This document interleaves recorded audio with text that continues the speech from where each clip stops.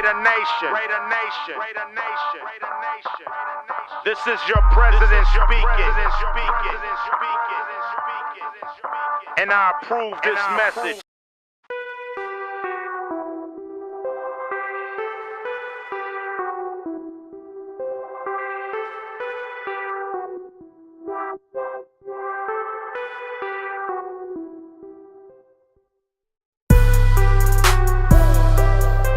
Welcome to Why Do I Suck So Bad, episode 29, just in case here. And now we're in the third season with the Las Vegas Raiders. All right, so if you've been following me for a while, you pretty much know how my team is going over the 2 seasons now so far. This is the third season. First season, we went 5-11. All right, wasn't a great year. It was a learning curve, definitely going from Madden 18 to Madden 19. We learned a lot about the game.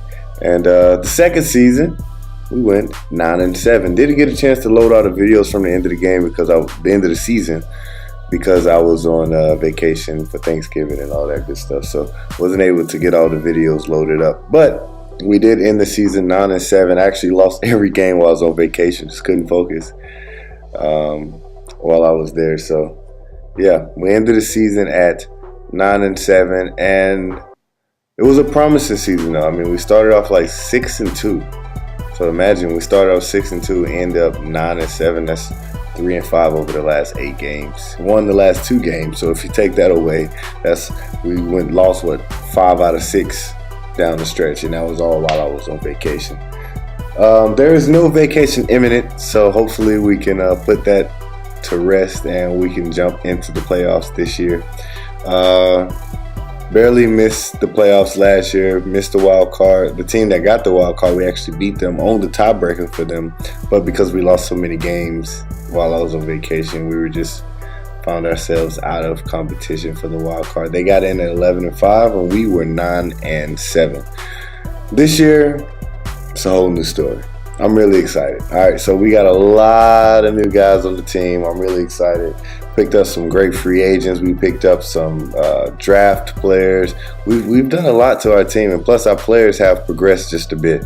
Our team is really good now. Well, much better than they were before. And don't know how long this is going to last, because 1, 2, 3, 4, 5 of our players are either 30. 4 out of our top 5 players are 31 or older, right? So we have to, we got to make this work now. All right. So I'm really excited about the team. And first thing we're going to do is look at our draft picks for the season.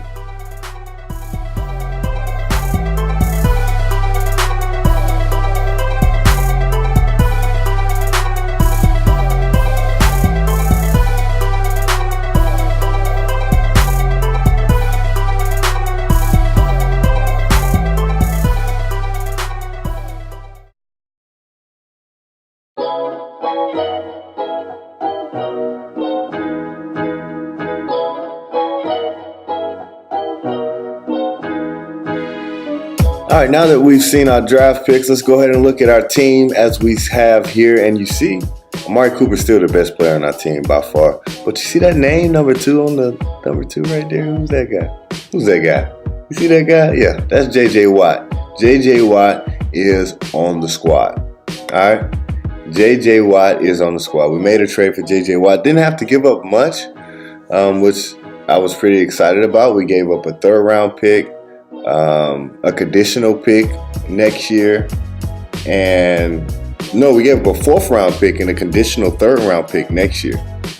All right, so not really much to give up J.J. Watt. Look at that cap number though. That's why they gave him up. 21.5 this year, $28 million we owe him next year, so that's going to eat us up. We had to, if you see Rodney Hudson there, we had to franchise tag Hudson because he would not accept our contract this offseason. You remember last year we picked up Josh Norman. So this is our team. And let's go ahead and go through the team and take a look at them. All right, so at quarterback, nothing changes there. We got Derek Carr. He is our team captain. He had a better year last year, but didn't have a great year. We're still getting better. We had 26 and 27, 26 touchdowns, 27 interceptions. We got to build on that moving forward. But yeah, I mean, we got Derek Carr back, and we also have a capable backup. I know Derek Carr hasn't missed a game in the first 2 years that I've played, so what that means, that karma is going to come biting, and I need a capable backup. And I got Andy Dalton as a capable backup to Derek Carr, so I'm pretty excited that I have somebody back there that can still play the quarterback position in case, something happens to Derek Carr.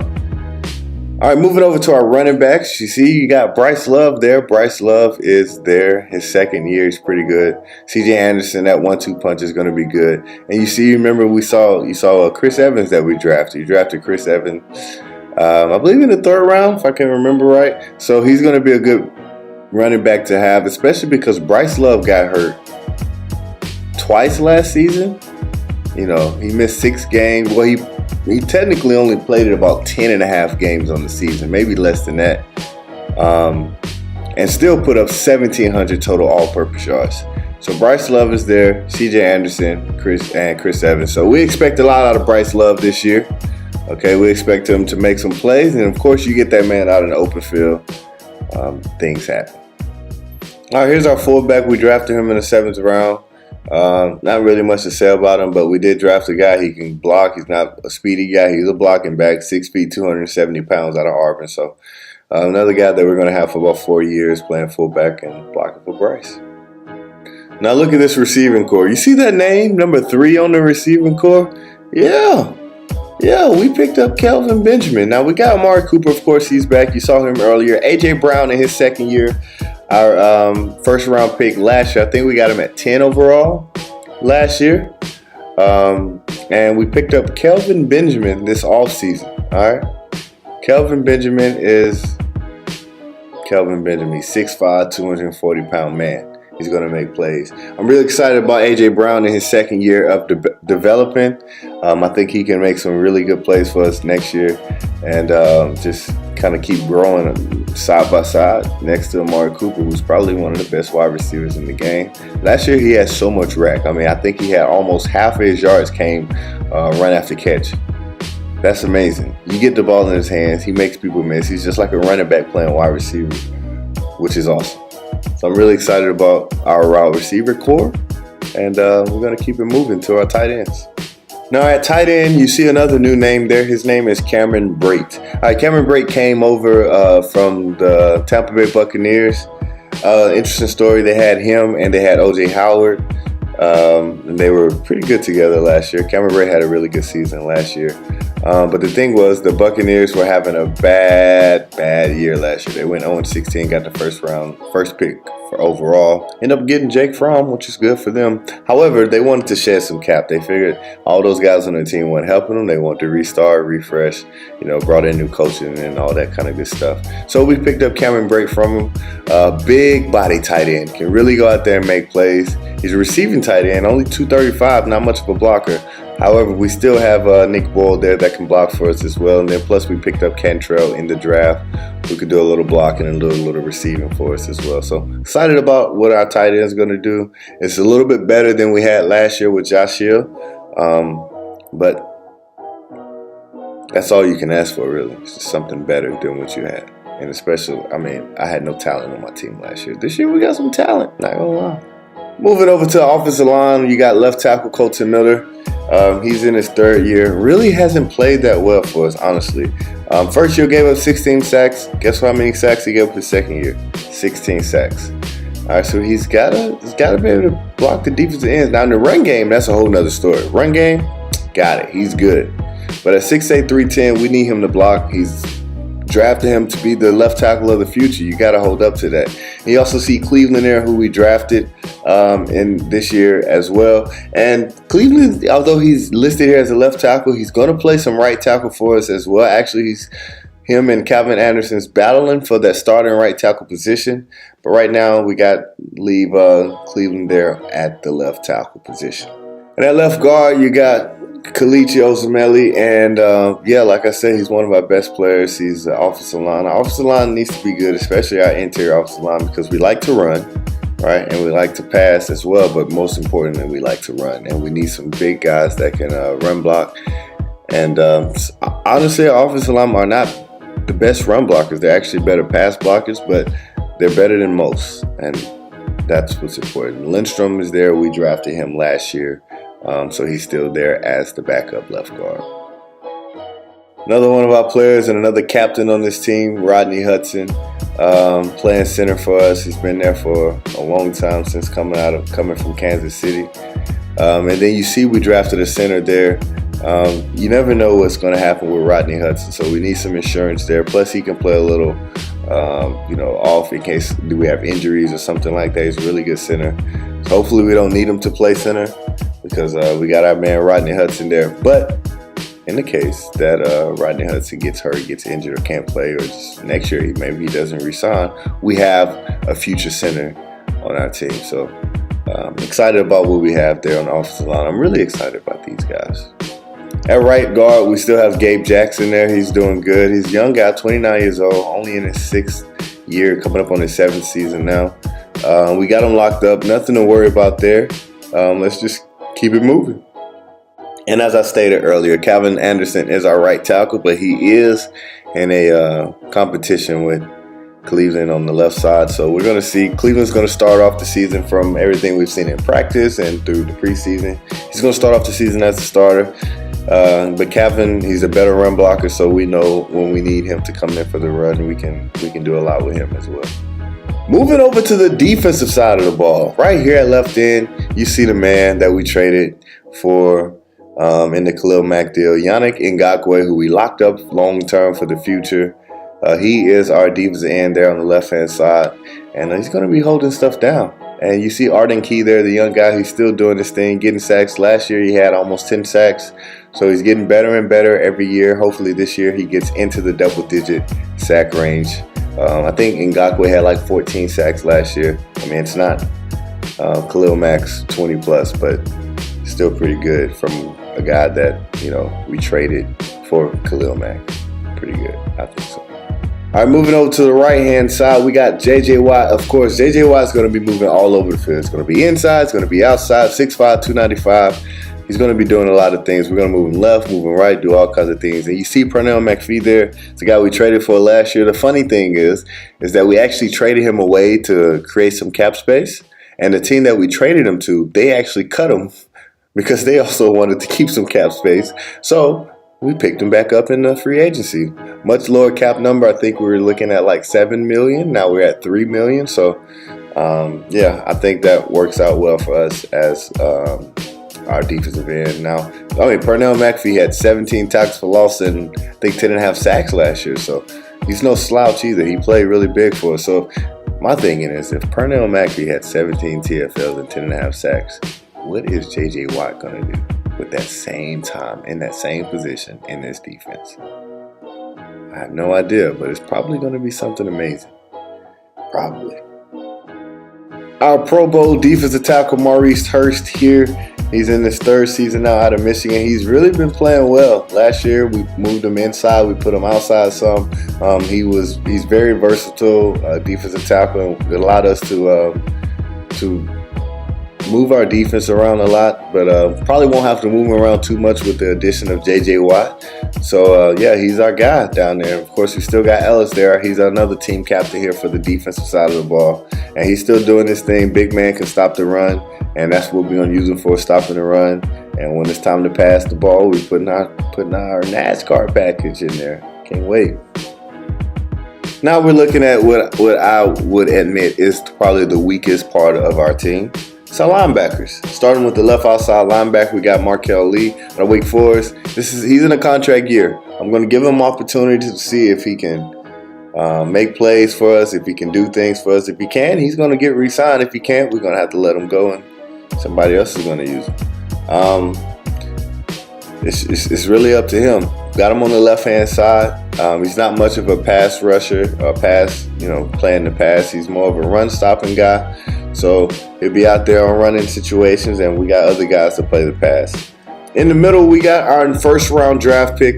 We traded up into the 1st round to get him. We gave up our future 1st-round pick for him. I think we got him at number 20. It's Evan Weaver out of California.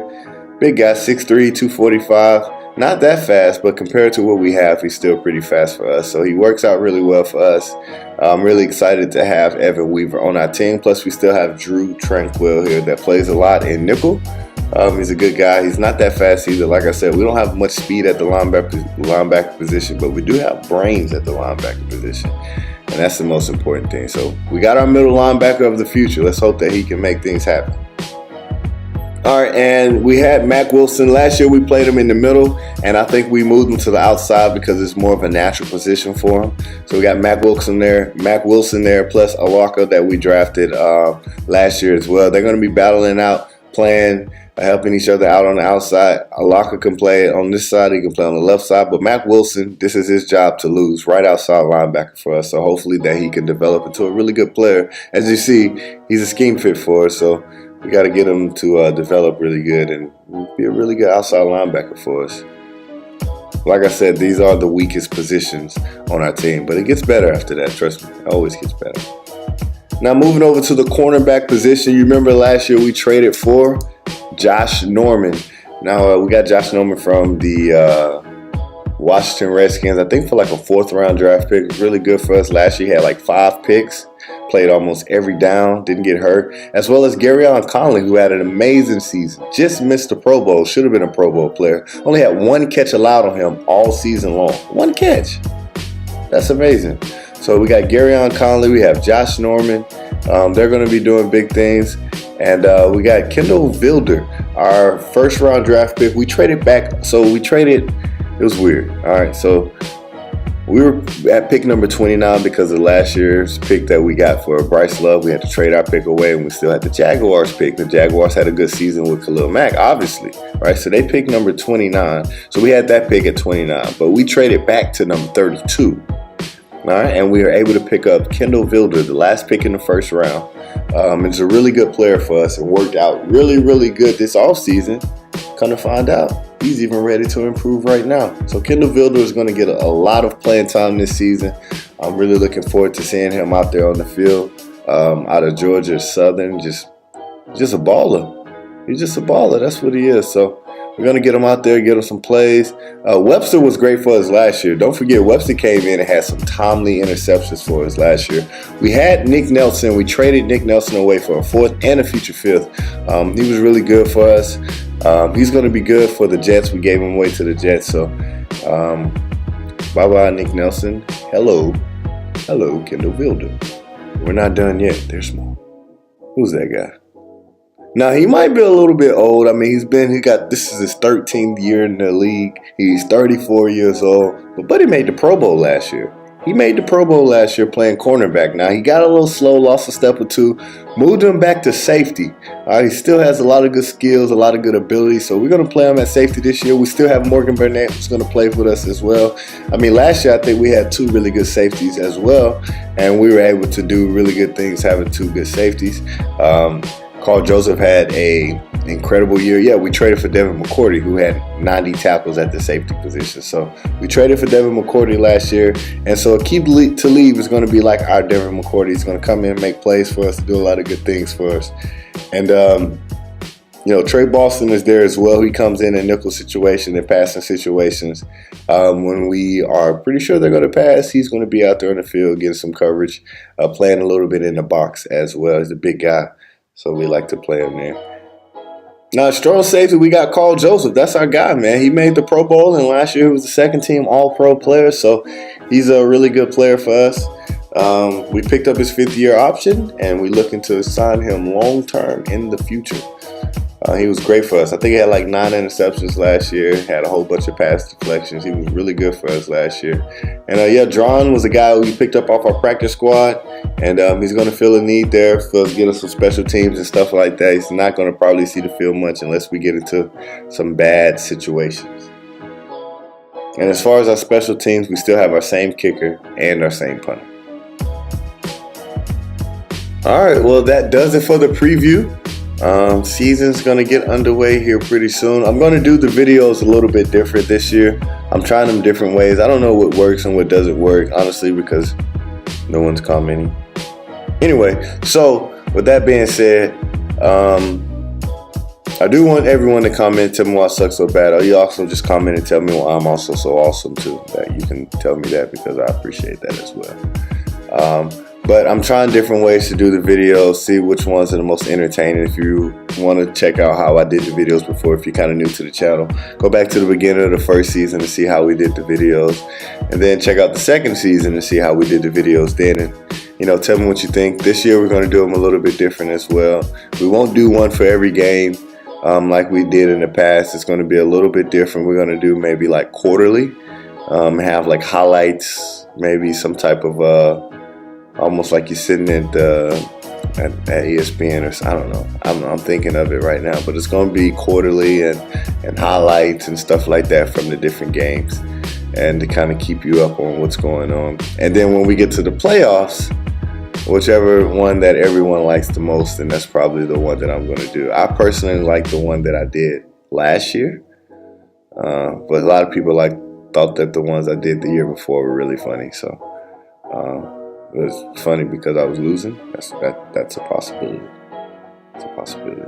Anyway, if you are new to the channel, do not forget to click the subscribe, hit that notification bell so that you can get all my videos when they come out, and you can stay following this season. Don't forget to follow me on Twitter, okay? That's the most important thing. If you see it in front of all my videos, basically every one of my videos you're going to see, at least at the very beginning. That's how it was in the past. I don't know, I might change it moving forward. But you have my Twitter handle.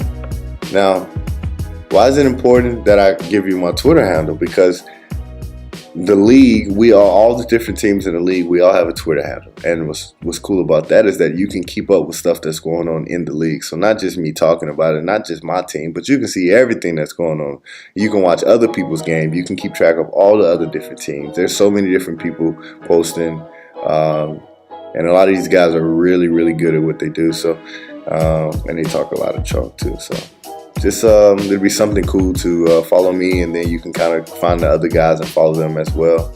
So my Twitter handle is at TFGO_Raiders. All right, so just look me up. All right, yeah, that's all I got for you.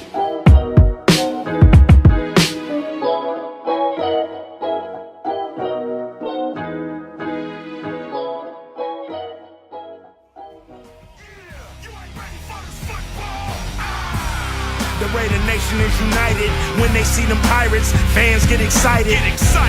The opposition get quiet when I hit the field with my eye patch and my shield. The silver and black will attack.